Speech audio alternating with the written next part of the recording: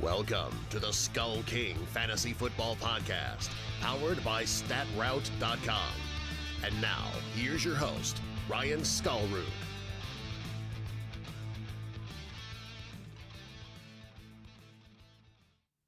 Hello and welcome to another episode of the SkullKing Fantasy Football Podcast. My name is Ryan Skullroot. I am your host, and hope you guys had a decent week. I'm glad that the Monday Night Football game changed a little bit going into that second half. Basically, after the first quarter, it got much better, at least in terms of fantasy production for those actually needing players to do something in tonight's game. If you needed someone from the Miami Dolphins to do something in the game tonight, you're doing fantasy wrong because you shouldn't have any of them on your team. Just being honest right there. Tonight we've got a couple guys we're gonna cover in terms of injuries. One of them significant, somewhat. Actually, a couple of them somewhat significant. One of them led to a trade, which we hinted at last night, and today it actually came through. So we will go over that. We will cover our waiver wire madness, the players that we're looking at for you to pick up this week in for your fantasy teams if you are in need for those positions.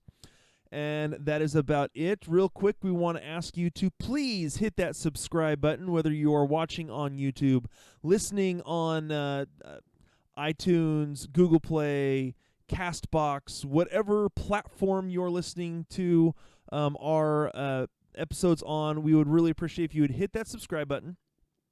Leave us a rating and or review. We would love that. We would really appreciate that.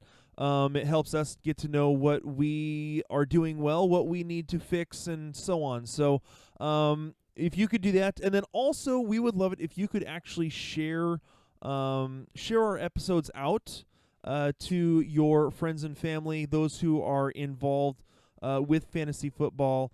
We would appreciate that as well. One last thing, also, we would really appreciate if you could follow us on any of our social media platforms.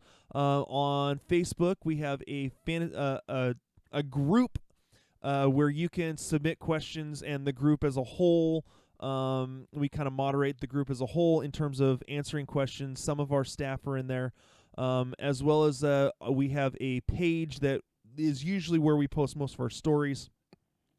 And headlines and that sort of thing, and our articles for you guys to read. The group is more discussion based, where we will answer some questions, other people answer some questions just to get the discussion going. So follow us there on Facebook, SkullKing Football Fantasy Football Talk, SkullKing Football or SkullKing Fantasy Football is the page. Also follow us on Twitter at SkullKingFB. Follow us on Instagram, I believe it is SkullKing Football. It may be SkullKing Fantasy, but I think it's SkullKing Football. So, all right, those are the main things for tonight. Let's go ahead and get into the headlines. Today's headlines. All right, so we mentioned last night that Kenyan Drake was not going to Pittsburgh because of a possible trade. Turns out he has been traded to the Arizona Cardinals. It is for a conditional pick, I believe. It is currently a 6th-round pick that could become a 5th-round pick, depending on how his production is for Arizona. The thing about Kenyan Drake. Sorry for that yawn. The thing about Kenyan Drake is the reason he is being brought in is because Chase Edmonds is now out for a few weeks, is the guess, with a hamstring strain. For those of you who had Devin Singletary of Buffalo, he was out, I want to say 3 weeks, and even though first week back wasn't all that great, that's about what you'd be expecting out of Chase Edmonds. So that's why Arizona went ahead and got Kenyan Drake. Obviously, they were willing to give more to the Miami Dolphins than the Detroit Lions were. And kind of go along with this, it looks like David Johnson is also day-to-day, so he should be back this next week, in which Kenyan Drake would only be a backup. That being said, he could be pushed into duty right away, and with it a Thursday night game. Remember we mentioned last week, or in last night's show, that it is likely suspected that David Johnson will not be ready for the Thursday night game. Again, he's listed day to day, so as of right now, I'm going to guess he's probably going to be questionable. And so therefore, Kenyan Drake could get pushed into work. That being said, I believe they also have Zach Zenner and who's the other one? Alfred Morris. So we'll kind of see how that goes. Moving on to story number 2. The Chargers have fired their offensive coordinator, Ken Whisenhunt, after about 3 years. Obviously, the offense was not getting much going. Now, that being said, they weren't getting much going this last week, but it had been weeks in the process of this. They have not been able to really get Melvin Gordon doing anything successfully since he's come back. Now, I understand he didn't have a preseason. That being said, you'd still expect more out of him. They haven't been able to get Keenan Allen involved since week 3, and Phillip Rivers has been, in terms of fantasy production, less than helpful, to be honest. So this is something that we definitely saw coming. It'll be interesting to see who. I have not seen who the interim is going to be as of right now. That may be an announcement for Tuesday morning when everyone's hearing this. Of course, I'm recording this Monday night. Again, for me, it's going to depend on who they bring in or who they have step into the role. Then maybe tomorrow night I can give you guys, if I find out that information, I can get you a little bit more of the fantasy take on what's going on in that situation. So, hopefully it'll be a boost to everyone involved in terms of the offense. Moving story number 3. Derrius Guice is apparently on track for Week 11. He was in full practice gear today, walking off the practice field. So obviously he is getting practices in. So he is going to be out 9 and 10, and looks like they're going to bring him back in for Week 11. So at that point, it's probably going to lose some production, obviously, for Adrian Peterson. We'll see how much they actually put on Derrius Guice once he gets back. I know they want to run the ball a lot. We'll see if Derrius Guice's legs can actually hold up to the punishment. That being said, to kind of go along with the Redskins and the running game, sources say that the Redskins are now open to dealing star left tackle Trent Williams, who has been sitting out all year so far. They've begun the process of looking at potential suitors, and the Browns have been one. The Browns have been asking about Trent Williams all year. There have been multiple reports saying that the GM Dorsey for the Browns has been trying to call over and over and over to the Redskins to try to get Trent Williams.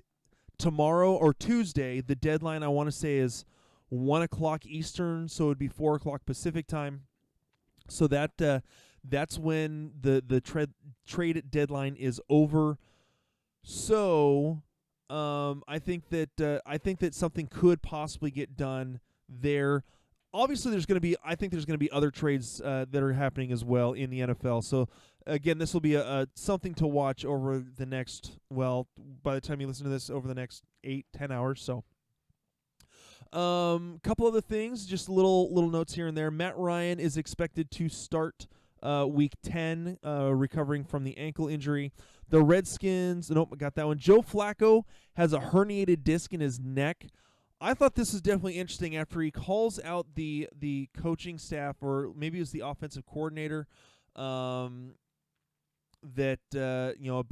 just how bad the offense has been, and just how he felt that apparently that just the right plays weren't being called or whatever.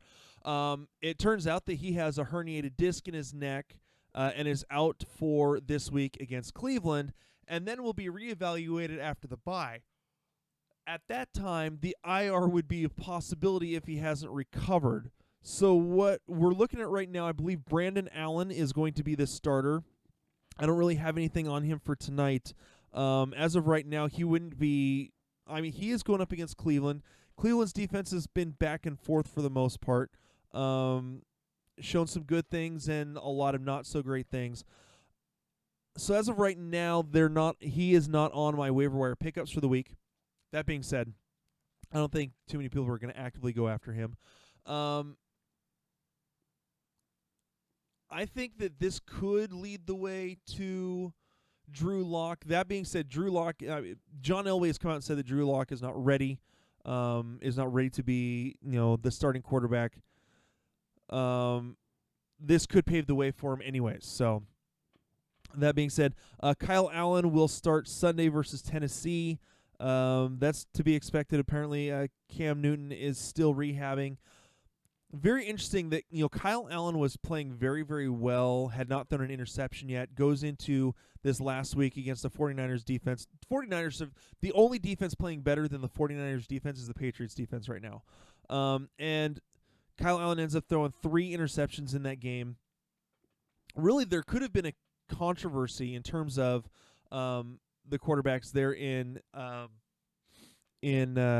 Carolina. But now, I think with the poor performance against San Francisco, if he comes anywhere close to repeating that, the Tennessee defense hasn't necessarily been terrible this year. If he has a great performance here, they could just chalk up the last one to, whatever. We'll kind of see where this one goes. It's something to watch. It looks like even though they have decided not to use him at all in the offense, O.J. Howard will probably not be traded. The Bucs want a substantial offer for Howard. They want to hold on to him. He still is not yet 25. So that's something to watch. Patriots apparently are still in the market for a wide receiver after trading for Mohamed Sanu. I think they have a solid set of wide receivers right now, even the healthy ones. I can understand them wanting more depth, especially since N'Keal Harry is not off of IR yet. I believe he's coming off IR this next week, and they'll kind of see where he is at. So, again, something to watch. But definitely interesting. I don't think anyone that they could get as a wide receiver would necessarily be fantasy relevant without injury. And finally, Keke Coutee is in the doghouse. Apparently, the announcers during the Raiders-Texans game said that Bill O'Brien told them during the week that Keke Coutee was lacking consistency. Essentially, a kind of way of saying Coutee fell into the doghouse. He played 70% of the snaps in Week 7 and was benched for DeAndre Carter in Week 8. That is not good for Keke Coutee and for any of his owners in terms of fantasy. So, I think Coutee basically could be dropped at this point. That's just my take on it. And really, in team week or in leagues of 12 teams and less, I think he was probably droppable anyways. So, all right, that is it for the headlines. We'll do a quick ad read, and then we are going to hop right into our waiver wire madness.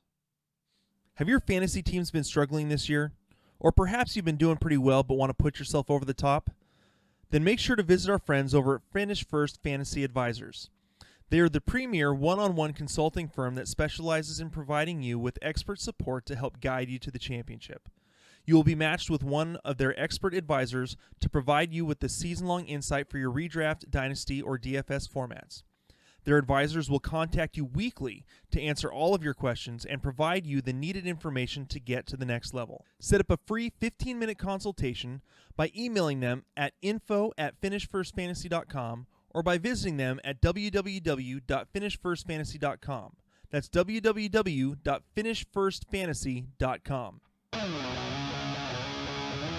Waiver Wire Madness. All right, it is time to hop into the waiver wire madness portion of this episode. To get it started off, we will go ahead and go with the quarterbacks. The two quarterbacks I've got, again, part of our waiver wire madness is that it has to be players owned in less than 50% of leagues. I use Yahoo. It's the main platform that I play with. I do play on Sleeper, but I have not been able to find anywhere where it actually gives ownership percentages on their platform. So for that, it's just not use that. So again, I am on Yahoo for this. So the first one, number one, I have as Derek Carr, owned in 26% of leagues. Sorry, he is going up against Detroit, who has given up the 6th most amount of fantasy points to quarterbacks so far on the season. Looking at just how Derek Carr has played, he's had a couple of rough games. Obviously his worst game was the one against Chicago. I believe that was the London game. No touchdowns, 229 yards, 25 completions on 32 attempts. Just, didn't play great, but did well enough to help them win.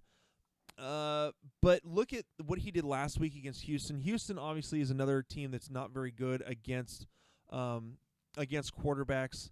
They give up the 7th most fantasy points to the quarterback position, so right about the same amount. So I think that this is definitely a streamable option for you. I think that Carr will be in a good place, especially after this last week against Houston, going 280. Was it 18 of 30 for 285 and 3? So again, I think that Derek Carr can put up another solid performance this next week to help you out in Week 9 to help you get the win. The next guy, see if we can load it up here. The next guy that I've got is Sam Darnold. Now I understand that he's dealing with a thumb injury, so don't come at me saying, "Well, he's injured. Why would I want to pick him up?" Latest reports are saying that he is actually going to play through the injury, and he's only owned in 23%. And again, he is playing against Miami, and you've seen what Miami's defense wasn't able to do tonight. Or was able to do only for a quarter. That being said, I think that because of the matchup, it is at Miami. I still think that Sam Darnold can put up decent enough points as a streaming option. Again, in streaming options, all we're looking for is really 225 to 250 and one touchdown, maybe 2. If you get 2, it's great. Maybe he throws an interception, but really you're looking for 250 and 1 to 2. If you can get that. And against Miami, again, Miami is so god-awful against the quarterback. They give up the 2nd most amount of points to the fantasy points to the quarterback position. This really is a solid matchup for him, so he should be in great shape. Again, should be another solid performance out of him for a streamable option for those of you who are dealing with bye weeks in Week 9. Moving on to the running back position. Let me actually do this by percentage. There we go. All right. So the first guy I have on here is Mark Walton. He is owned in 34% of leagues. He goes next week. I understand he didn't have a great week this week. 11 carries for 35 yards. That being said, next week he goes up against New York Jets team. I keep wanting to say New Jersey. I know that the Giants and Jets play in New Jersey, but anyways, the New York Jets, who give up the 6th most amount of fantasy points to the running back position. Again, Mark Walton is on 34% of leagues. He is the starting running back now. Obviously, he's past Kalen Ballage. Kenyan Drake is no longer in town. So Mark Walton, I think, is an option to pick up because of the favorable matchup. Not because I think he's going to be great down the stretch, but because it's a favorable matchup and he is the starting running back. It's not a great option, but it's an option, especially for those who are really struggling to find running backs, especially during bye weeks. So the next guy that I've got on the list is, if he is healthy, is Chris Thompson. Let's see, pulling up. He has missed the last couple weeks, obviously, with an injury. As of right now, it looks like he might be able to step in this next week. Still waiting to see how he is doing. If he is able to play, I think he could be an okay option. This is one of those, maybe not claim him on waivers, but instead maybe wait and let someone else, if he gets picked up, awesome. If he doesn't, just kind of wait and see how the reports are going for the injuries for the rest of the week, and see how he goes from there. going against Buffalo. It's a tough defense, but his ability to catch the ball out of the backfield, I think, presents him almost more like a wide receiver, and so he should be okay for the again, if he is available, should be used in the game against Buffalo. The other guy I have is Jalen Samuels, owned in 19% of leagues. He missed tonight's game, but from all reports it says he should be able to play the next week. It's not a great matchup against Indy. Who gives up the 7th least amount of fantasy points to the running back position. So again, just something to watch. The only other name that I would add to this, obviously, is Derrius Guice. We talked about it in the beginning of the show, in the news, that he is on track for a comeback in Week 11. If you're looking for possible running backs down the stretch, they come off after the bye. He's got the Jets, then the Lions, who have struggled against running backs, Carolina, Green Bay, Philadelphia. Championship week, he goes up against New York Giants, who have been horrible against running backs. So, again, it's a risk. If you have depth on your bench to stash him, then I would go ahead and possibly look at picking him up just to get him before anyone else can. So, all right, moving on to the wide receivers. I only have 2. I could maybe have more, but these 2 are the names that really stuck out the most to me. So, owned right on the line at 50%. Jamison Crowder, again, going up against Miami. They give up the 6th most amount of fantasy points to the wide receiver position. He really, for the most part, has become the security blanket for. There we go. The security blanket for Sam Darnold. He has been targeted a bunch. Let me pull up his actual stats right here. There it is. There we go. Slow computer. 5. So obviously, he's come down from the 17 targets he had in Week 1, but over since then, 6, 5, a low of 3 in Week 5, 9 in Week 7, 9 in Week 6. 5 in Week 7 and 5 in Week 8. Both those games were in tough matchups against defenses that do pretty well stopping up the pass. Obviously, New England stops up everything. So, but again, he's going up against the Miami defense, and then a Giants defense, and then a Washington defense.